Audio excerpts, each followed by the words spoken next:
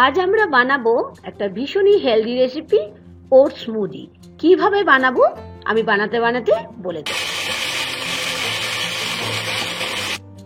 তাহলে চলুন শুরু করি আজকে healthy weight loss recipe oats smoothie.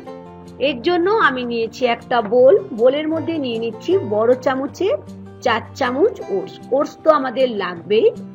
আর তার সাথে নিয়ে নিচ্ছি 4টে খেজুর।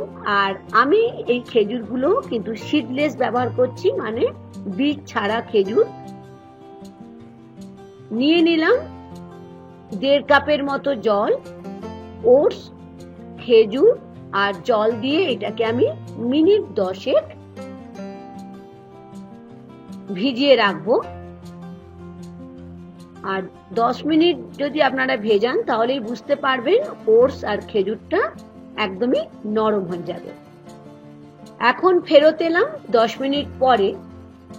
যদি আপনারা সিড দেওয়া খেজুর ব্যবহার করেন, মানে বীজ দেওয়া করেন, তাহলে দেখবেন ভিজিয়ে রাখার পরে বীজটা বের করতে কিন্তু খুবই সহজ হয়, খুবই ইজি হয়ে যায়। আমি দেখিয়ে দিচ্ছি ওটসটা কিন্তু একদম ভালোভাবে নরম হয়ে গেছে। আর খেজুরটাও দেখিয়ে দিচ্ছি, যেহেতু আমি বীজ ছাড়াই ব্যবহার করেছি। যদি আপনারা বীজ ছাড়া ব্যবহার করেন তাহলে তো কোনো অসুবিধা নেই, আর যদি বীজ দেওয়া করেন তাহলে এই সময় কিন্তু অবশ্যই বীজটাকে বের করে নিতে হবে।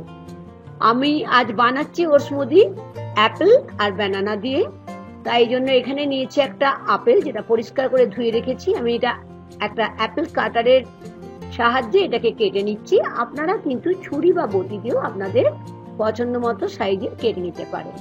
যদি অ্যাপেল কাটার ইউজ করেন তাহলে খুব ইজি হয়ে যায়।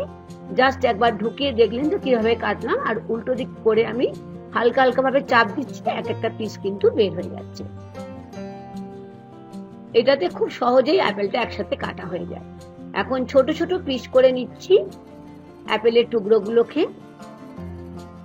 যারা বিগিনার, মানে রান্নার প্রথম হয়তো ভাবছেন কি ব্রেকফাস্ট বানাবো বা কি করব অফিসে যাওয়ার জন্য, অবশ্যই এটা কিন্তু টেস্ট একবার ট্রাই করতে পারেন। নিলাম খুব অল্প পরিমাণে ব্ল্যাক সল্ট, মানে বিট লবণ। তার কারণ হচ্ছে টেস্ট ভালো হবে আর আপেলটা আমাদের কালো হয়ে যাবে না। নিয়েছি এখানে আমি ছোট 2টো কলা। যদি আপনারা বড় সাইজের কলা নেন তাহলে একটা নেবেন। আমি যেহেতু ছোট নিয়েছি সেই জন্য খোসাটাকে পরিষ্কার করে কলাটাকে ঠিক এরকম পিস পিস করে কেটে নিচ্ছি। কলার খোসা কিন্তু কখনোই আপনারা ফেলবেন না। যদি বাগান থাকে আপনাদের, এটা ইউজ করতে পারেন ফার্টিলাইজার হিসাবে। খুব ভালো, কিন্তু এতে গাছের ফুল বা ফল ভালো হয়।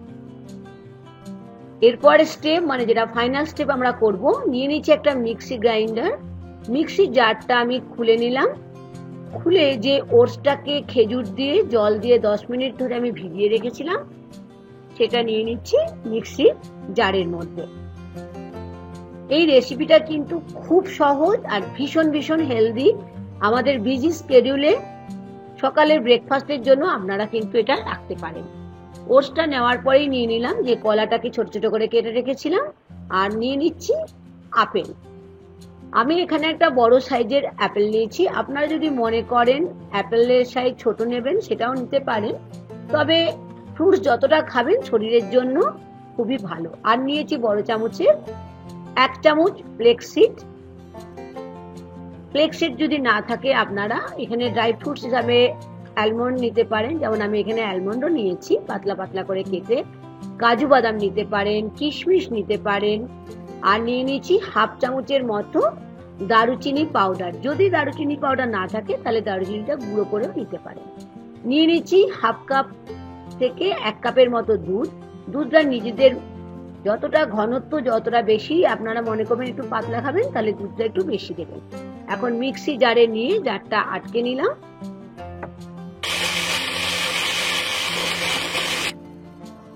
তৈরি হয়ে গেল আমাদের একদম একটা স্মুথ ওটসের পেস্ট।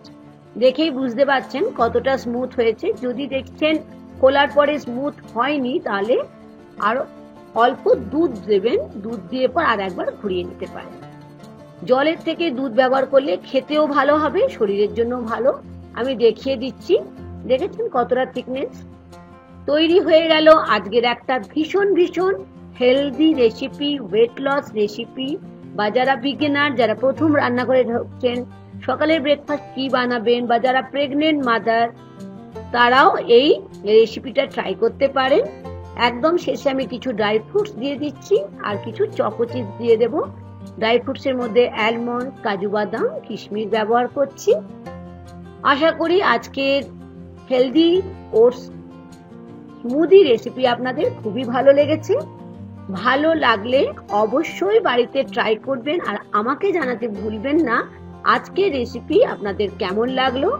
অবশ্যই সপ্তাহে 1 থেকে 2 দিন এই রেসিপিটা ব্রেকফাস্টের জন্য রাখতে পারেন। ভালো লাগলে লাইক আর শেয়ার করতে ভুলবেন না বন্ধুরা। আজ এই পর্যন্ত, থ্যাংক ইউ।